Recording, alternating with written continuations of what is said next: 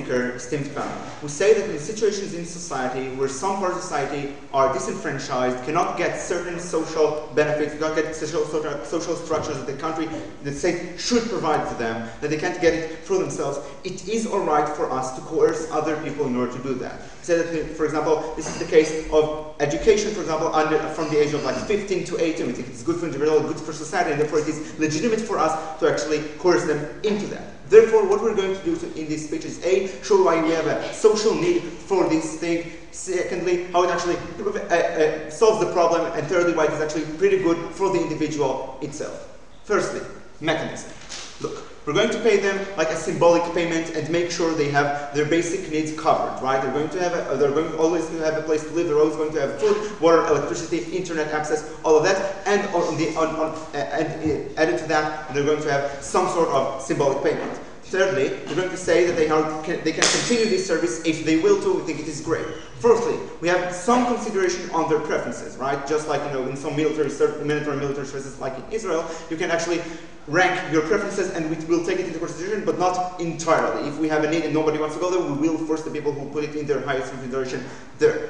Fifthly, where are we actually going to do that? For example, teachers in school in rural areas in European countries. For example, hospitals. For example, social workers. We're going to train them, obviously, to some extent, because we don't want them to do a shitty job there. Any clarifications about the mechanism? Yes? How is this going to play out in countries where currently there is military conscription? Sorry, can you repeat that? So in countries where there is currently military conscription, how is this going to play out? What do you mean, how is it going to play out? You mean if there is a military conscription in the country, it's going to still be there, I think? It's not relevant to this debate. Okay. Firstly, why do we have a social need for that? We say two things are detrimental to our society currently. Firstly, the fragmentation that is caused by the demographic changes that our society is going through. What do we mean by that? We mean that, for example, the influx of some sort of immigration, refugees, asylum seekers, create some sort of backlash, societal backlash that disenfranchises them in society. They are usually more in certain parts of the city, maybe in some places in certain rural areas, where we have, as a state, and because of pressure from other parts of society, no incentive to actually invest in them. And this situation is actually like a vicious circle, because when they have no investment there, when they have poor schools, when they have less hospitals there, they're going to be, for example, more prevalent to crime, more prevalent to certain things that are considered in society bad, and therefore going to be hated more and therefore disenfranchised more. Secondly, we say that there is a lack of incentive of most people to actually get there. I don't want to go to the rural area. I don't want to go to the certain place where I'm mostly, even if we give them money, the problem these people aren't willing to do that. When I can get a job for a similar salary in my city, I'll be reluctant to go to the rural areas to invest there. Therefore, we think that we have just really a need to invest in these places. How do we actually solve these problems by the investment? Firstly, like opposition are going to say, well, they're going to do a crappy job. No, this is false, and we can say it every time we make something mandatory. Students don't do a crappy job at school because it is mandatory, and we think there's a good reason to it. Firstly, the idea that you get used to the fact that you're there. You get used to the idea that you teach schools in rural areas, you get used to the idea that you actually do something good for society. You get used to the idea that you are a sanitary in a hospital. You get used to that, and you get a good feeling about your job, just like most people do when they do things. Even if they are coerced to it, most people tend to find things to enjoy from, even if they are there by mandatory service.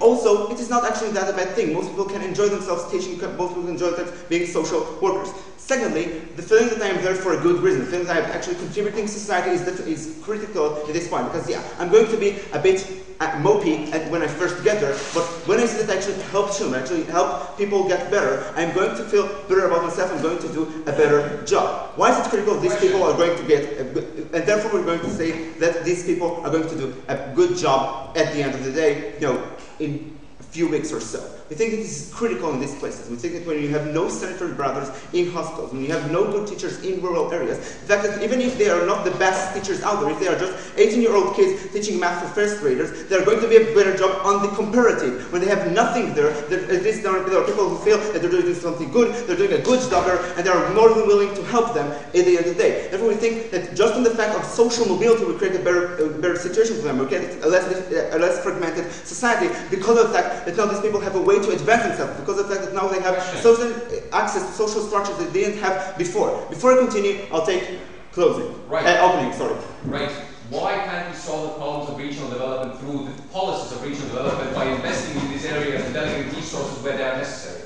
A, political power there, that the incentive for people not to invest in there. B, my entire first point about how these people are hated in the country, are more hated the less we invest in there. I think that is like the best way to solve it because of the fact that this is what I'm getting to now. Less fragmented society. Because we think it is critical that me as a middle-class white man from the Central European city is going to the rural areas. We think it creates bad stigmas of these places. The fact that I'm working now every day with these people actually helps me to know them. I think that when all 18-year-old, most 18-year-old kids in society actually go there, actually do this, it helps us create the bad stigmas that we have on these people. I'm no longer going to feel so even scared, like in an intuitive, like primal sense of people who are different to me, and I think it is critical. The fact that I'm going to be able to now more willing to help them, more willing to let them into, more willing to hire them to jobs, even if there are anti-discriminatory law, this is critical. We think therefore that we are just going to get a way better society. Now, let's talk about the individual, because I think it's like less important in this way because we already showed you that solving these things is important enough to actually course them, but I think it's just actually good to the person itself. I'll going to expand a bit on that. We think that the fact that I'm going to get some responsibility is critical for 18-year-old children. They've just left this space where they were always coerced to do things, and they are left out in the big world without actually the ability to, in many cases, to get the better decisions for themselves. We say that when you give them the sense of responsibility they're going to get from these services, they're going to be better off on their own. After 1 year when I had responsibility over children, responsibility over a hospital room, and I had to get it cleaned, I am more likely to realize that what is responsibility in my life. Therefore, I am more likely to get better decisions when it regards this sort of responsibilities. Therefore, I think in the overall there is even some benefit to the individuals themselves on the comparative when they are just lost when they get out of the educational system at the age of 18. So, because we solve detrimental social problems, because it is good to the individual, please propose.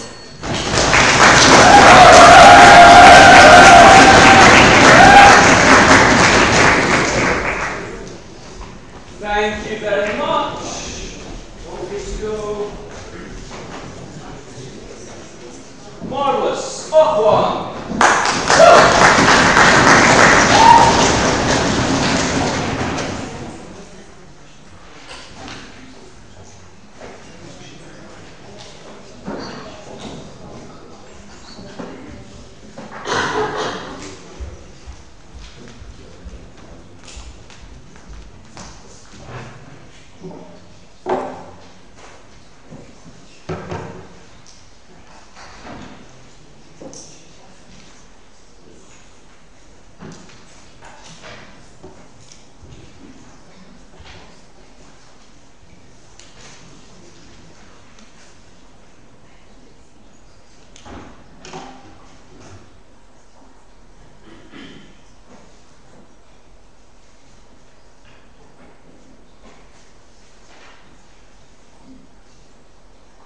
So I'm going to speak about, firstly, whether the state has the justification to do it, how we coerce people, or how we make people to do something when we can tell them that they have to do it, to do something, and when this most definitely is not the case. Secondly, about 3 very clear harms that the collective will face with it, which means that the only justification that the prof gave us, the benefit of the collective, falls, which means that their case also falls. Before that, 2 points of rebuttal. They speak about disenfranchised people and people in regional places or rural places where we don't have resources for them, etc.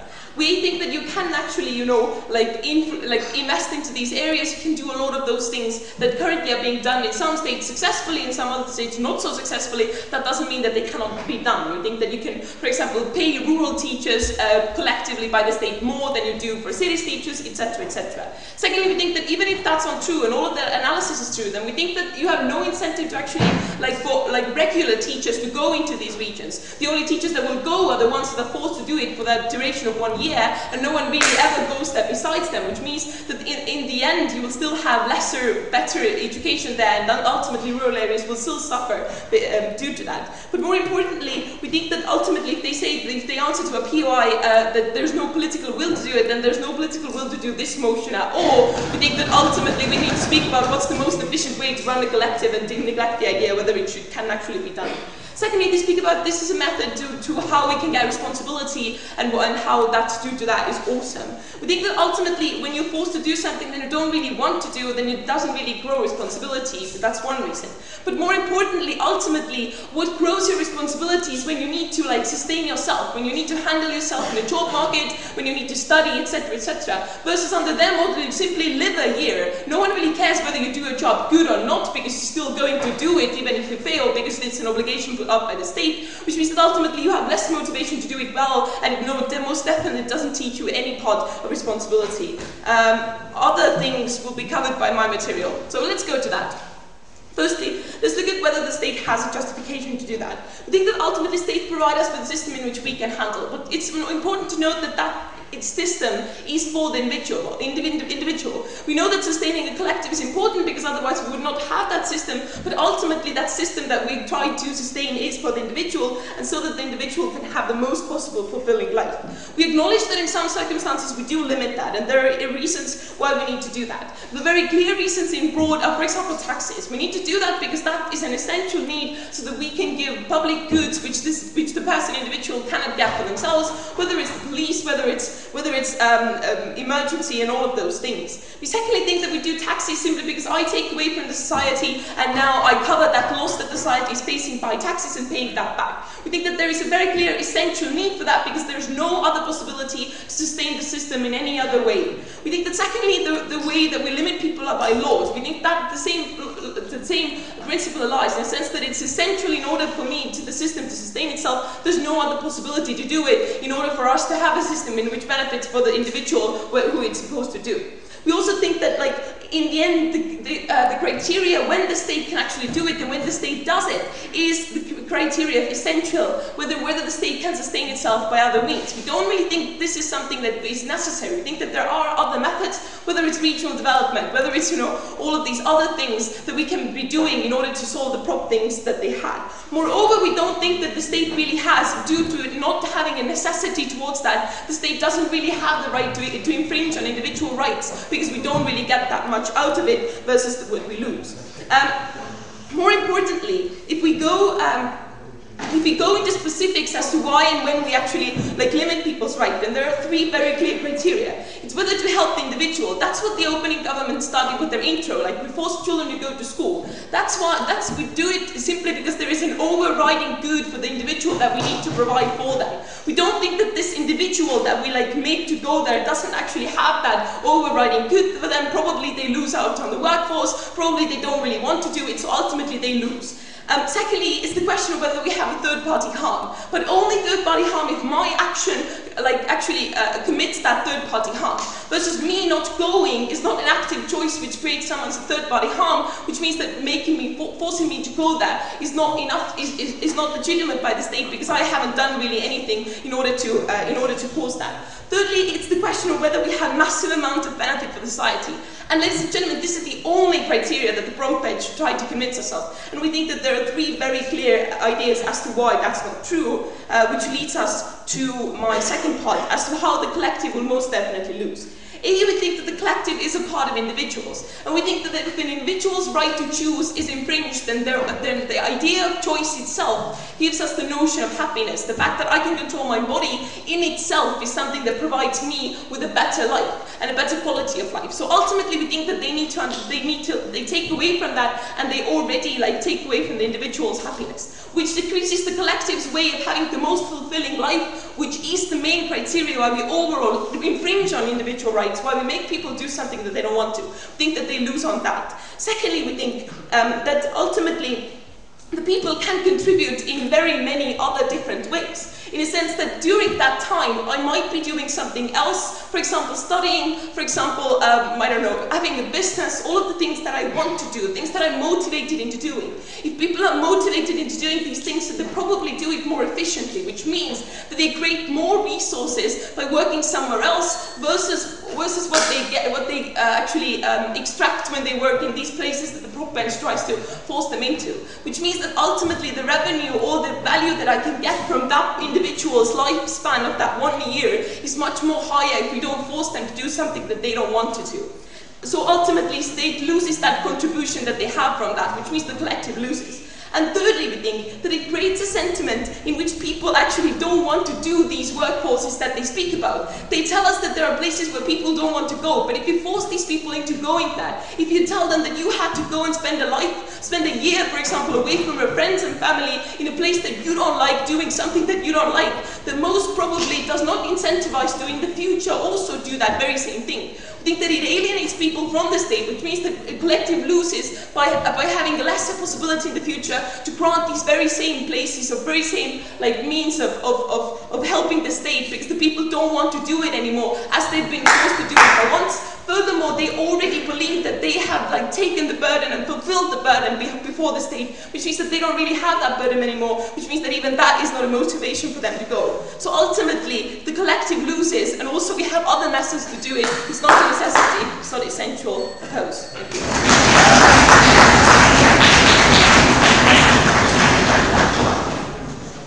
Thank you very much.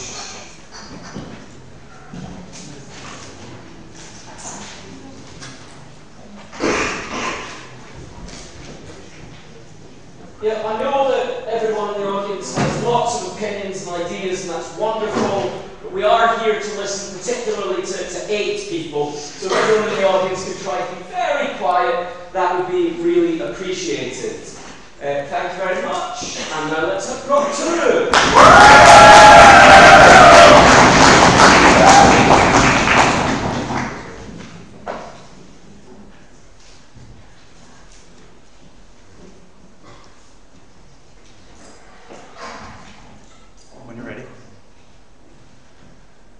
First, let's deal with the POI from second proposition. They asked us how will this be in engagement with military conscription. Well, most Western countries do not have military conscription or military draft, and those that actually do is the most symbolic one, like Switzerland, so we don't think this is really a problem.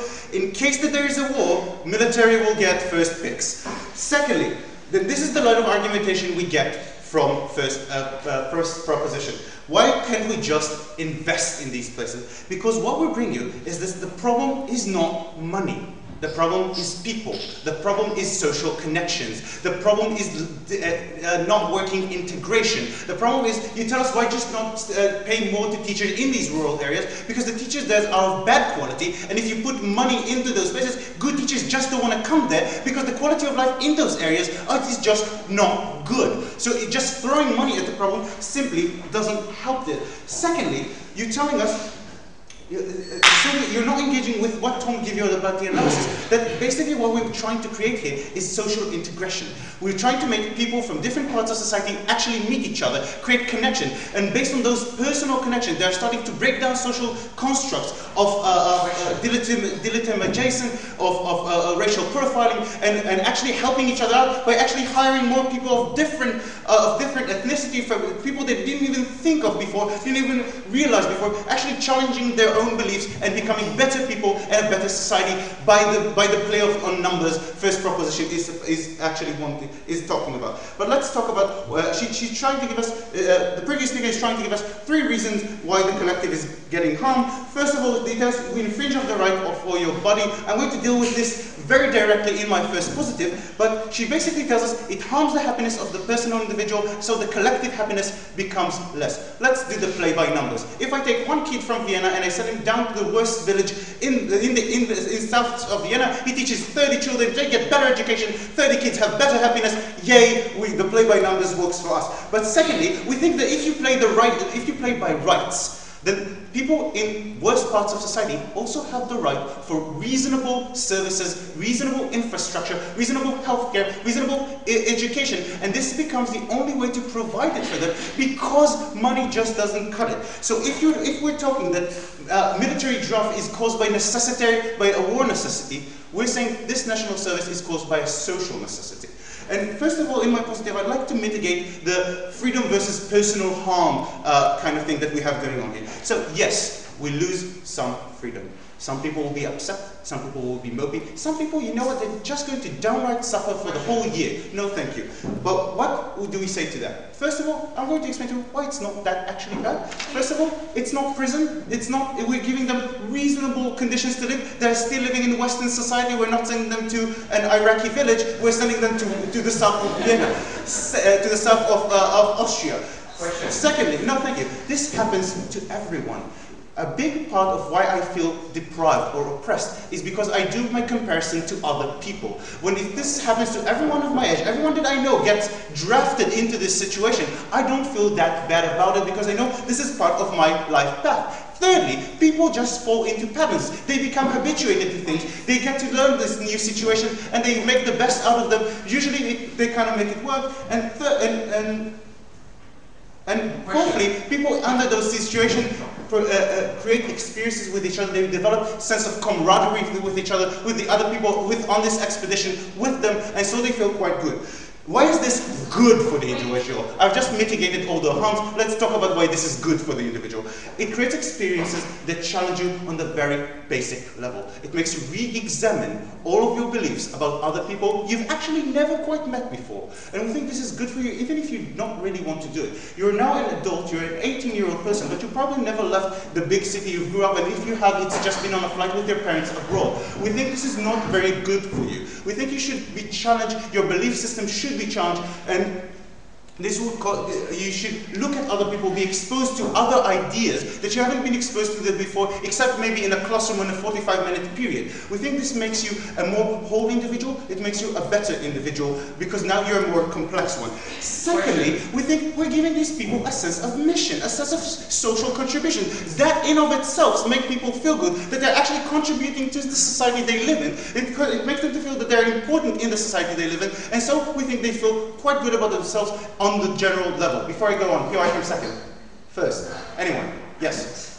Okay, so how good do you think these people are going to be at the jobs you make them do? I think that at the first one they'll probably suck at it. After that I can teach them, I can train them. I'm not going to make them nuclear physicists. I'm going to make them change bedpans at the nursery. I'm going to make them take care of babies at daycare. I'm going to teach them first graders English and math. I think an 18-year-old can do quite a sufficient job at that. Let's go quickly about the social benefits we get from this.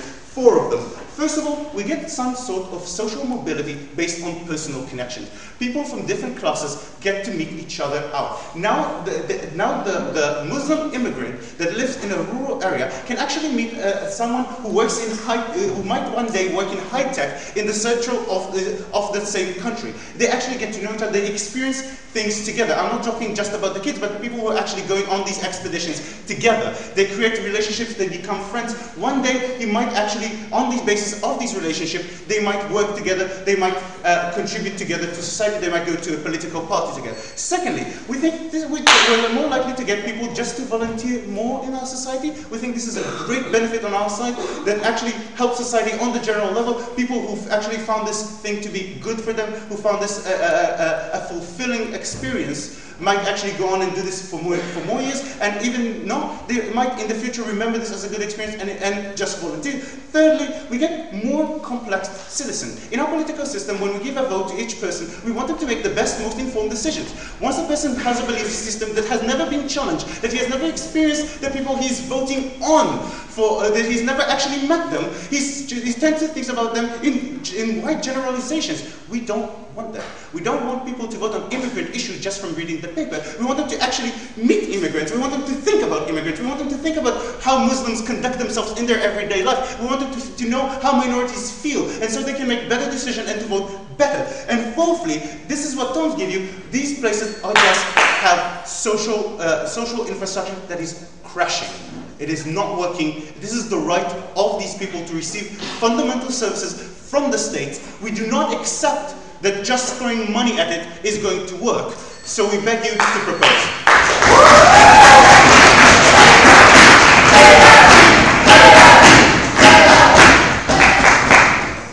Thank you very much.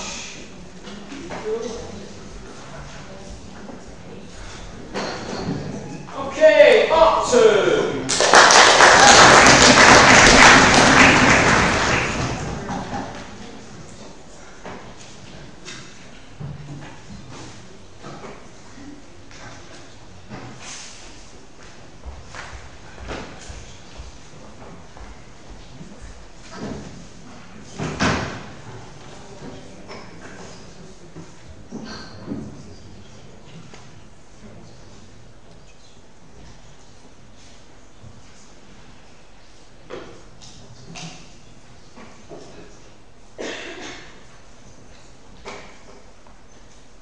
Dear Mr. Speaker, political will is a strange thing in debates, right? They say they can fight political will by saying that everybody should be able to do this, right? Because we think that it's very unlikely that each and every person would say, yeah, I want to give up a year of my life because of ambiguous reasons. So if they can fight that will, we will fight political will that hinders regional development. We think there should be more resources put into rural areas. We think you should create incentives for individuals to make decisions to go there, to make those decisions easier to be made and make people more happy, but not force them. We are saying that the model is ineffective in itself because, as they say that, they will take people's preference into account, right? Meaning that a white person from a big city will never go to a rural area or want to serve as immigrants. Okay, they added a clause that if it's necessary, then they sort of argue that we need to shift populations around. But that is not effective for the state, right? Because if you always want to go for the aims that they are striving for, in a sense that I integrate with different classes from different regions, right? Then you will have to get housing for each and every individual, each and every state if you want to rotate them and create this sort of exchange, meaning that it's just ineffective for the state, again, not likely to happen.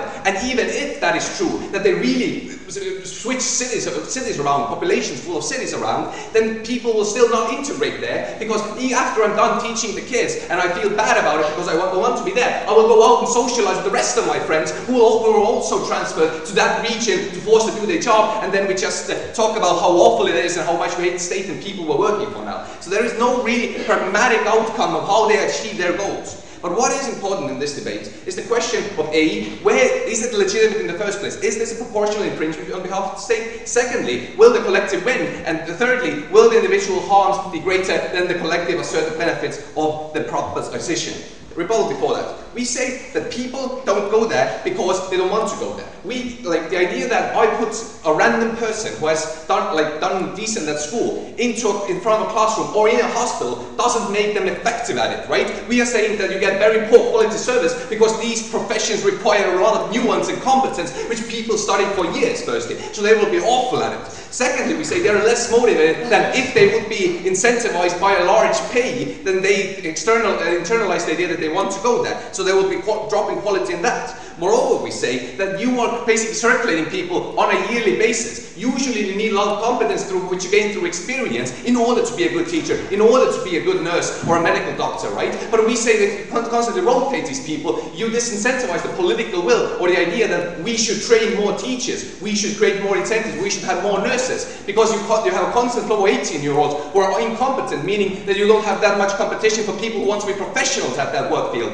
meaning that you will get less quality service if we would with good regional development.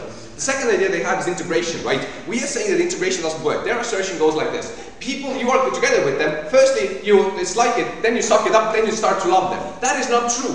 We think that the idea of how you relate to a certain class or ethnicity is influenced by several factors. Firstly, it is influenced by predisposition. So if they want to talk about a context where people are awfully racist and not nice to other people, we think that predisposition is carried on to the context in which you're at, also making you more likely to do a shit job because you are racist, right? But even if that's not true, the context in which you socialize with people is something that influences your perception of them, right? They say we create camaraderie. We think that you rather enforce stereotypes, right? Because if you're put into a rural area where kids have come from a less advantageous position, right? They haven't gotten that much schooling at home. This means that they might be less competent in your opinion, and if you're forced to teach them, you reinforce that stereotype by teaching the people who come from this privilege. So after you go back from a year, you actually have reinforced the idea that these people who are of a different ethnicity are actually lesser or less competent or are all thugs, although it's not an individual trait, but just a systematic error. So you actually make people more racist in the long term and less likely to integrate and more likely to undermine that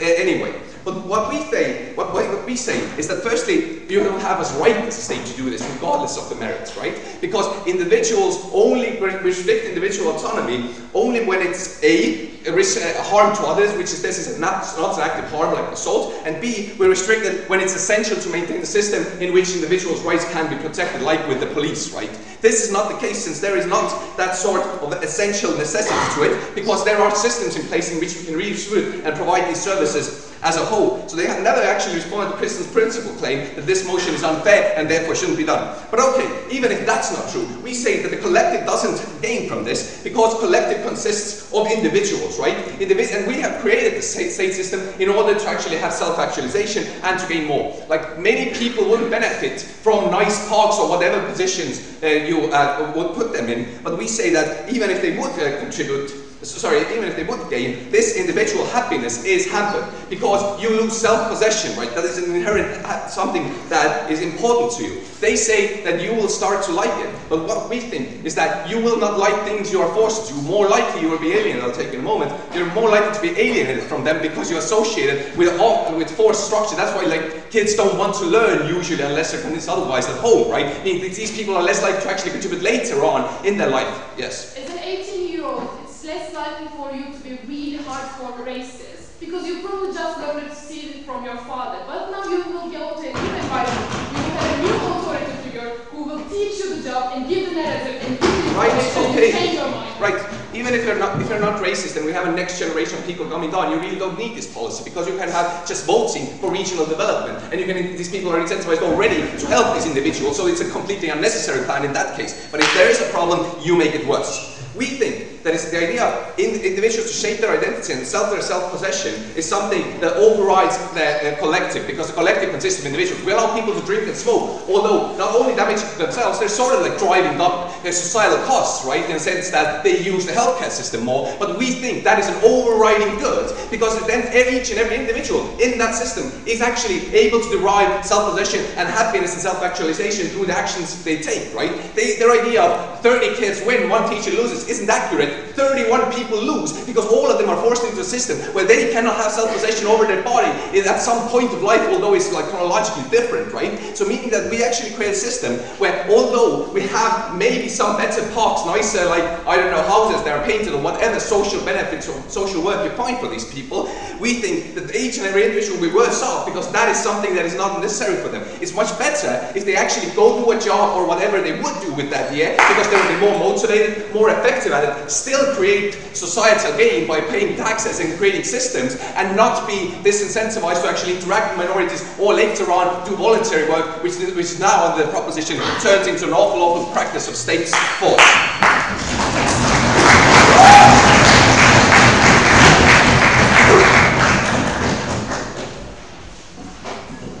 Thank you very much.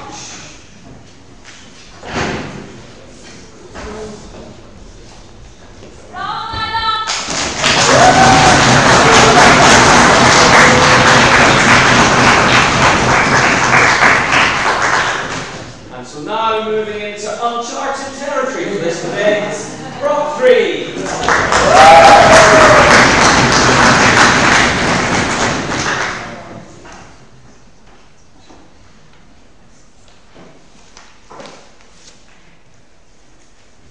We think as an 18-year-old person, you are in the age of shaping your ideology.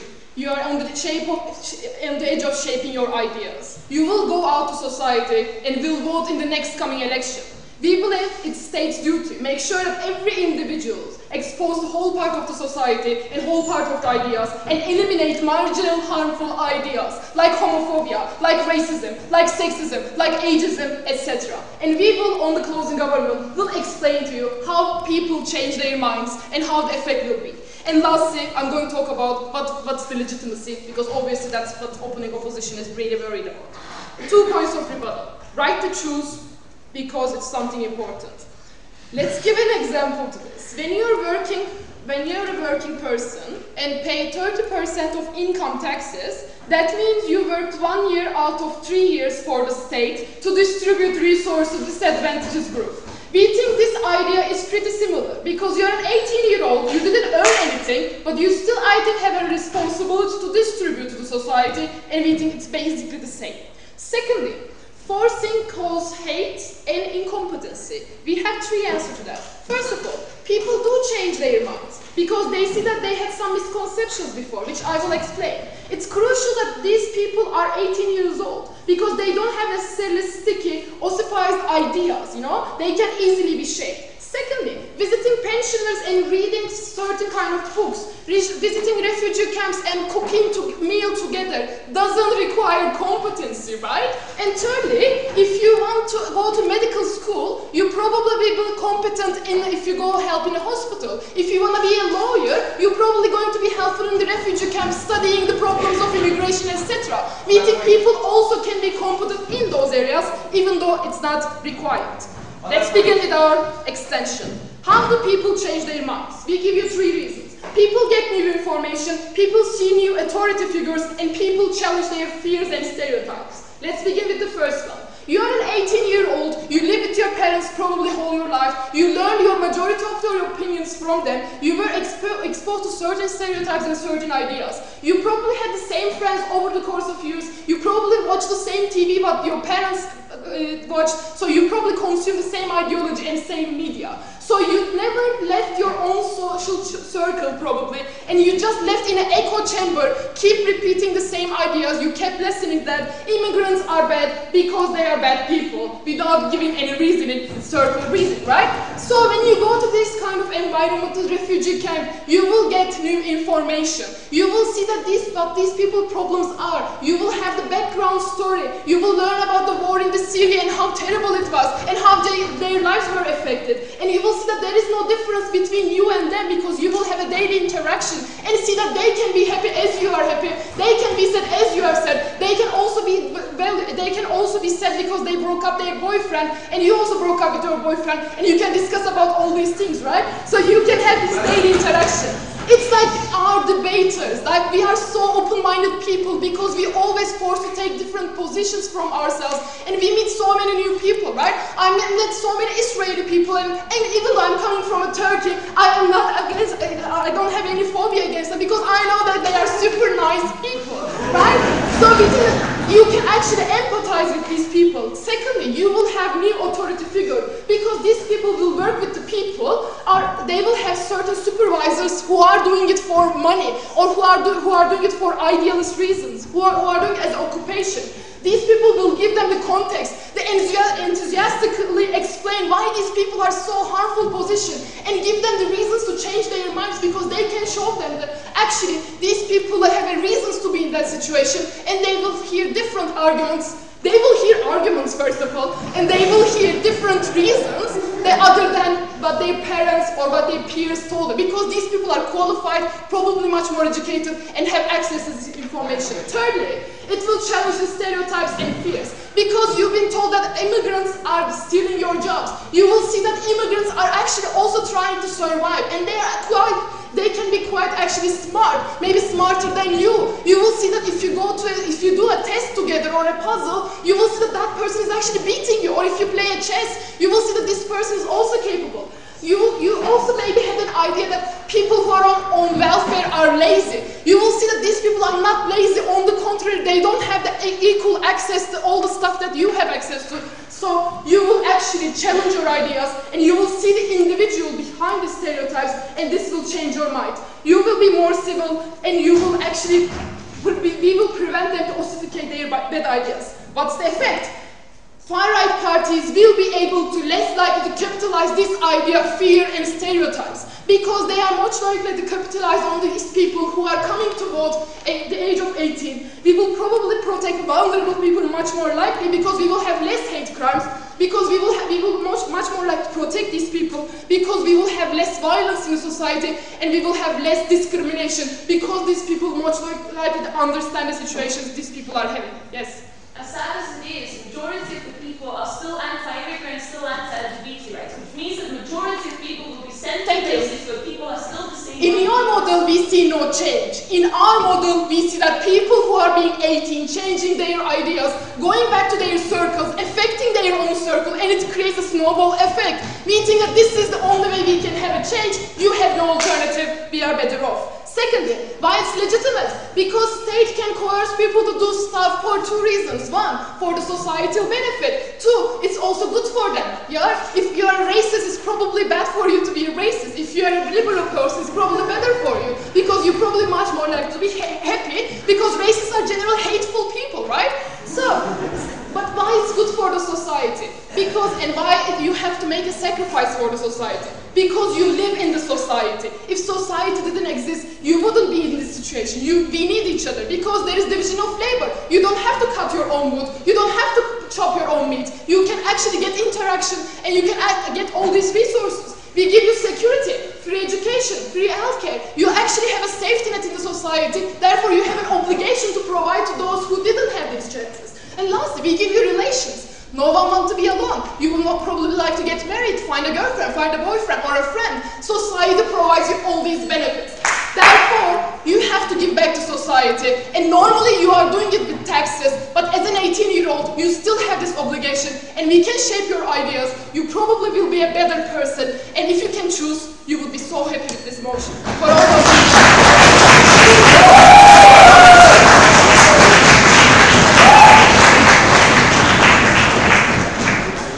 Thank you very much. Up three.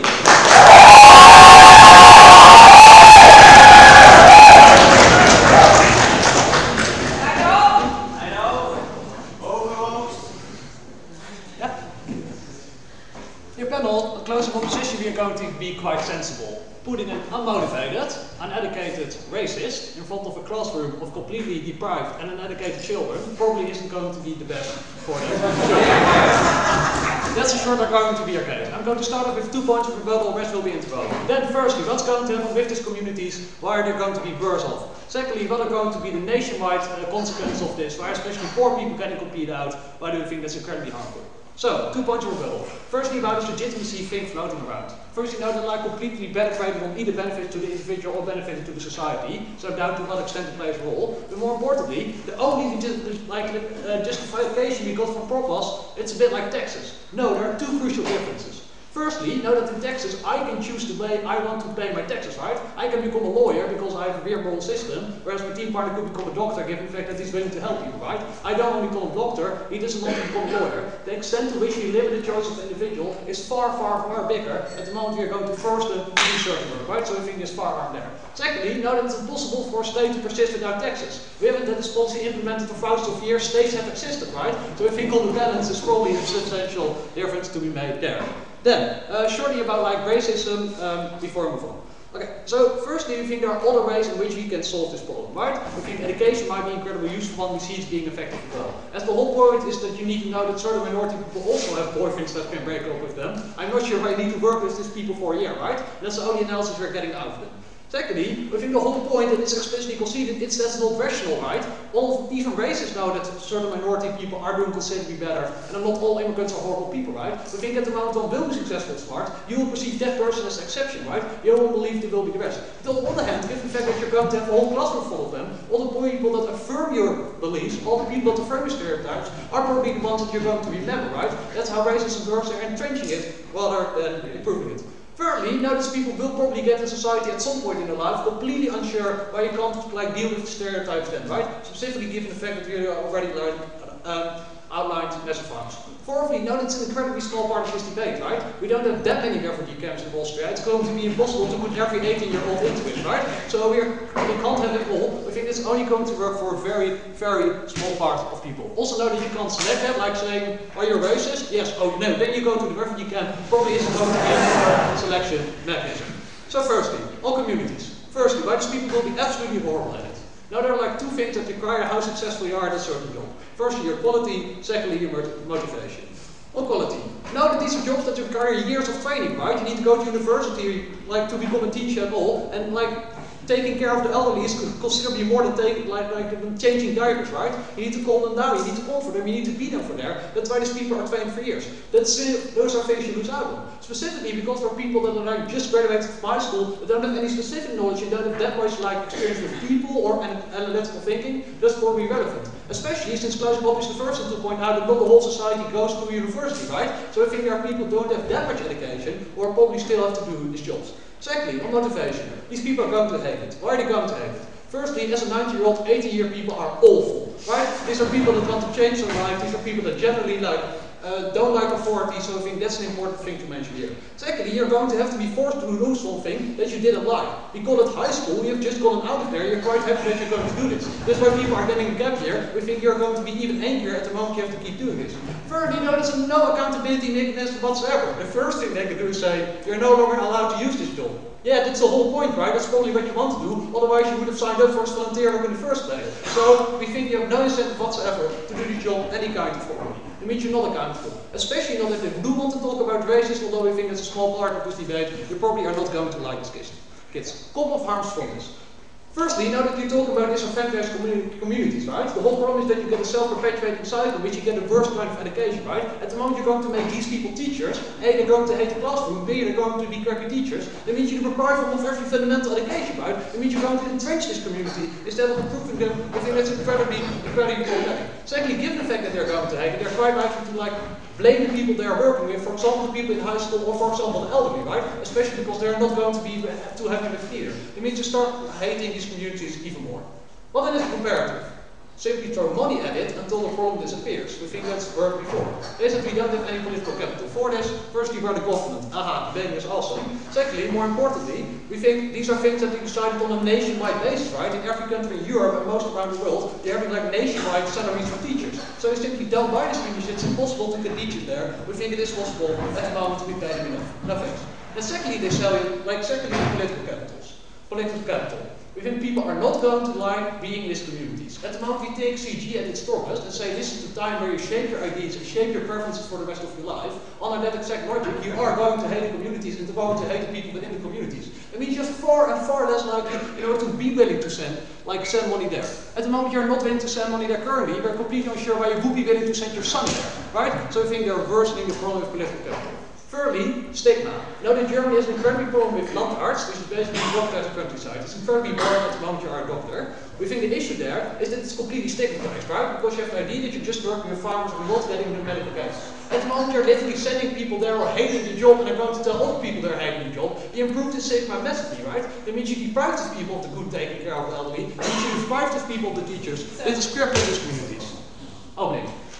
Opposition is cherry-picking the extreme example of racist 18-year-olds who are set to teach. This engagement with a reasonable scenario of a variety of people with a variety of legitimate opinions being challenged and a variety of positions in society. Okay, first we know that's a step to CG, right? Given the fact that they chose to talk about races. Secondly, more importantly, the analysis goes for all, right? Given the fact that they're going to hate everything and every preconception will be enforced. Secondly, what are the consequences for the nationwide economy? Firstly, you're going to split the economy by 1/4, right? Given the fact that the average person works for 40 years, they're going to work a year less. That means you get a 3% fall in your GDP. That's probably very problematic in terms of tax revenue. It's especially problematic for the companies that are most reliant on the government. Those are already deprived communities, right? So we get considerably less money flowing into them. We get worse teachers in the long term. Secondly, who's doing these jobs? Now that this is about relatively unskilled labor, and the fact that you can learn it in 1 year, right? We see that generally there are disenfranchised people, economically disenfranchised people who are doing these kind of jobs. Now you get a massive influx, or incredibly cheap, basically free labor of this kind of jobs. Two effects. Firstly, people will get fired. I think that's incredibly hard for those people. It also means that the government needs to take care of it. Secondly, wages will go down given the fact that there's far more supply. I think that's incredibly problematic because you're making poor people even poorer. This policy cripples everyone. We are incredibly proud to oppose.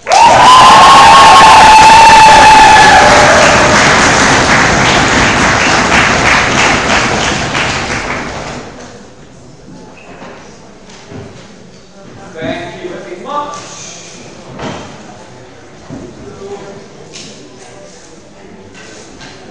Brilliant. Drop 4.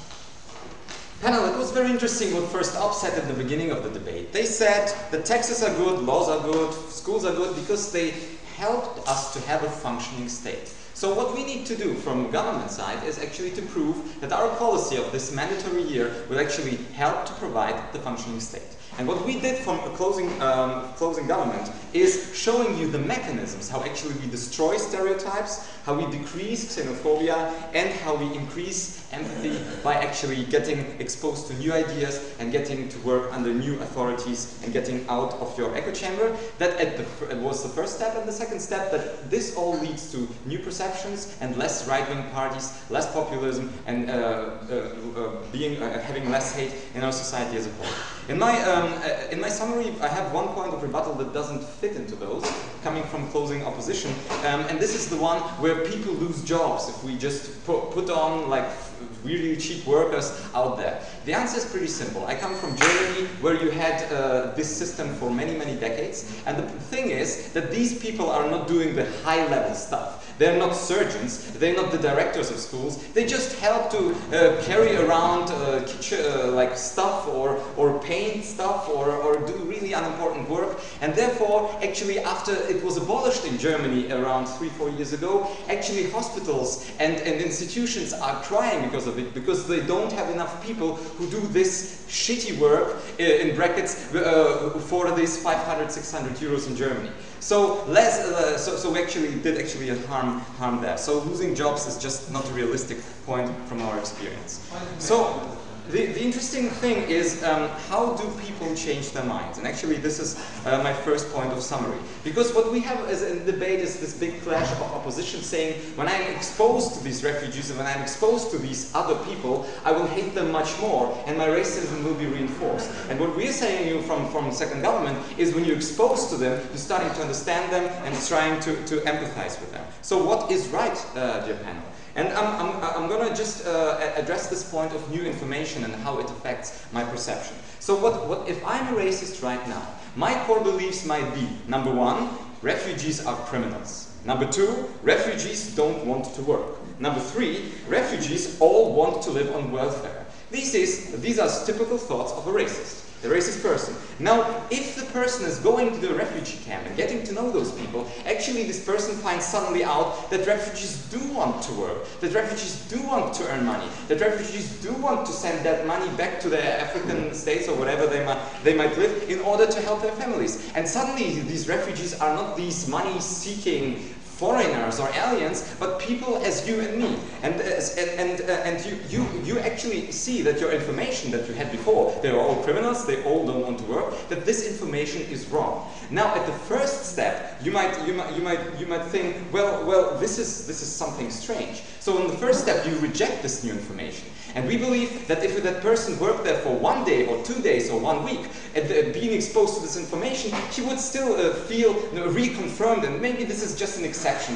Or maybe these refugees, this is the camp that is different from all the other camps. But being mandatory for 1 year, I'm getting exposed to many of those people, pretty many of the times, in the morning, in the afternoon, in the evening. And suddenly I find out the dynamics of them, and even if some refugees really don't want to work, the majority of people will be willing to work and will destroy their perceptions. So what do we hear on the comparative from opposition? We hear from the opposition that the alternative is not to put them out of their echo chamber, but just to leave them where they are. Meaning that if I have sexist fathers or brothers, I will stay in this echo chamber. If I have xenophobic parents, I will never leave this echo chamber and will not be exposed to this new kind of information. So their alternative, what they didn't show us, are the benefits that we are actually showing you by creating this new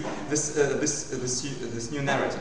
Second point we brought you in analysis, how people actually change the perception, is working under a new authority. And this is really important, panel, because first point, I am in a new hierarchy. When I start to work in a hospital or as a teacher, as an assistant teacher, or in a refugee camp, I'm really, really low in the hierarchy, meaning that I get direct orders from my boss, from somebody who's stepping up to them. And we know that people who haven't shaped their identity, who are 18 years old, actually believe in authorities and actually accept authorities over the long long run. So I listen to the boss, and how does it happen? The boss actually holds meetings every morning in a refugee camp. He says what should be done. He says what major problems we have to face. He says what kind of solutions we have to provide. And listening to these new ideas in those meetings, I don't have a choice because we make it mandatory. And we say it's good because this person actually gets to know the true perspective on that. And once again, on the first step, you reject these ideas, maybe in the first week, maybe in the second week. But on the second step, you get used to it. You get used to it that actually refugees have their standard problems, that refugees might work, or that people from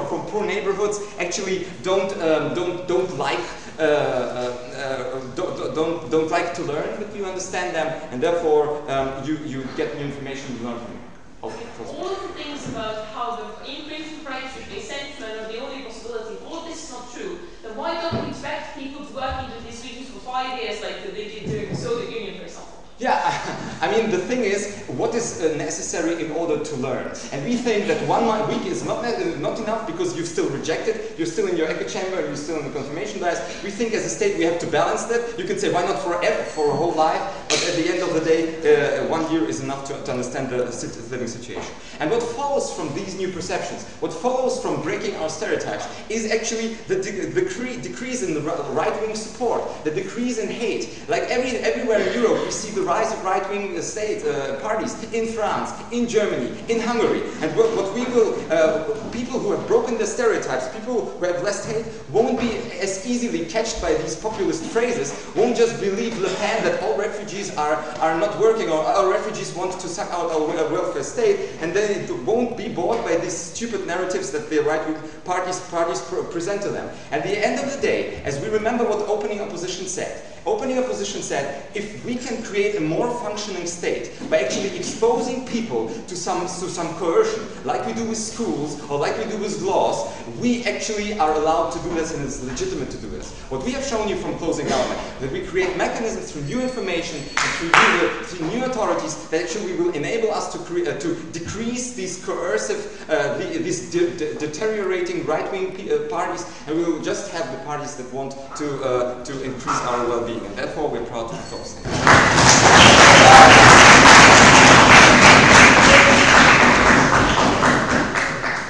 Thank you very much.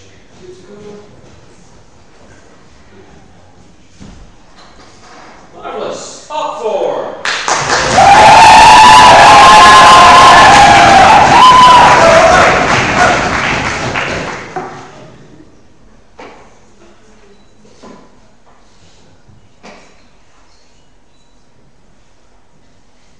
Government has explained to you really quite well why it would have been a good idea if Ru and I had met people without a uni education before we were 18.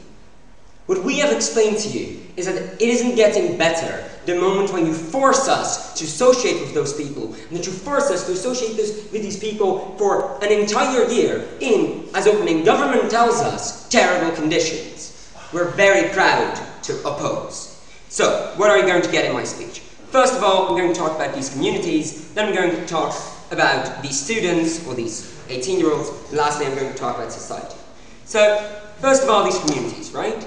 What Ru has explained to you is that you're perpetuating ideas about these communities, and that you're perpetuating the idea in these communities that they are second-rate. Why? Because you're sending second-rate people to them. Because you're sending people to them that haven't been properly educated, that don't actually know how to be empathetic to the elderly, that don't actually know how to be proper teachers to primary school kids, etc. One of the smartest people I know, Karen Martins, is currently learning how to be a primary school teacher, right? If she can't do it at 18 right out of the school benches, I don't think, on average, general people can.